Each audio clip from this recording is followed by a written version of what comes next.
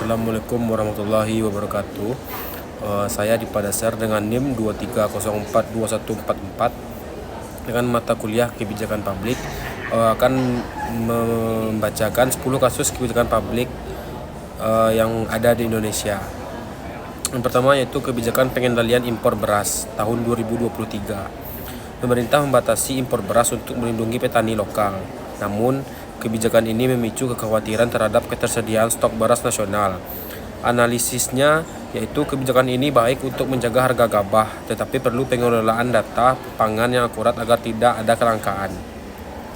Selanjutnya yang kedua yaitu program subsidi motor listrik pada tahun 2023. Kebijakan ini mendorong masyarakat beralih ke kendaraan listrik demi mengurangi emisi karbon. Analisisnya, program ini sejalan dengan transisi energi hijau, namun belum efektif karena harga motor listrik masih tinggi dan infrastruktur pengisian daya belum merata.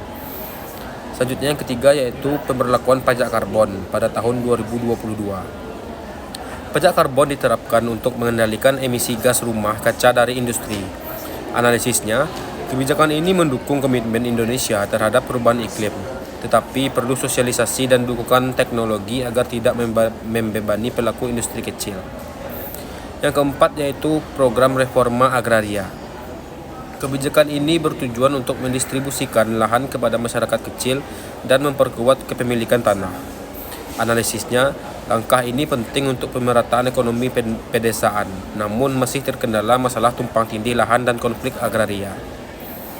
Yang kelima yaitu program sekolah penggerak atau Kemendikbud. Diterapkan untuk meningkatkan kualitas pendidikan dan kompetensi guru. Analisisnya, kebijakan ini positif karena mendorong inovasi pembelajaran. Namun, implementasinya belum merata dan membutuhkan pendampingan yang lebih intensif di daerah. Selanjutnya yang keenam, pembangunan kereta cepat Jakarta-Bandung. Kebijakan ini bertujuan meningkatkan efisiensi transportasi dan mempercepat konektivitas wilayah. Analisisnya, proyek ini modern dan strategis, tetapi dikritik karena biaya tinggi serta keterlambatan penyelesaian yang membebani keuangan negara. Yang ketujuh yaitu kebijakan penghapusan ujian nasional pada tahun 2021. Ujian nasional diganti dengan asesmen kompetensi minimum. Analisisnya, kebijakan ini relevan karena lebih menilai kemampuan berpikir kritis siswa. Namun, perlu adaptasi guru dan sekolah agar sistem baru berjalan optimal. Yang kedelapan yaitu program bansos selama pandemi COVID-19.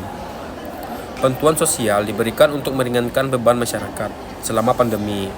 Analisisnya, kebijakan ini membantu ekonomi rakyat tetapi sempat bermasalah karena penyaluran tidak merata dan data penerima yang tidak akurat. Yang kesembilan yaitu program Food Estate atau Lumbung Pangan Nasional. Diluncurkan untuk memperkuat ketahanan pangan dengan membuka lahan pertanian baru di beberapa daerah. Analisisnya, kebijakan ini berpotensi positif tetapi perlu memperhatikan aspek lingkungan dan kemampuan petani lokal dalam pengelolaan lahan baru. Yang ke-10 dan yang terakhir yaitu kebijakan cuti melahirkan 6 bulan bagi PNS perempuan pada tahun 2024. Kebijakan ini diambil untuk mendukung kesejahteraan ibu dan anak. Analisisnya, langkah ini progresif dan berorientasi pada hak keluarga. Namun, pemerintah perlu memastikan keberlanjutan pelayanan publik selama cuti berlangsung.